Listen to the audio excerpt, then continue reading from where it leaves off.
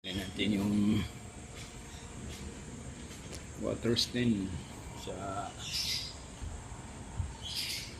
kutse.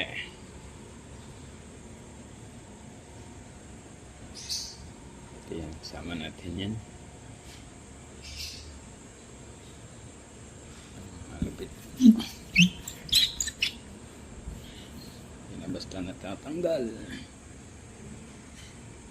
So, ito pala mga idol sa loob ng kotse natin. And yung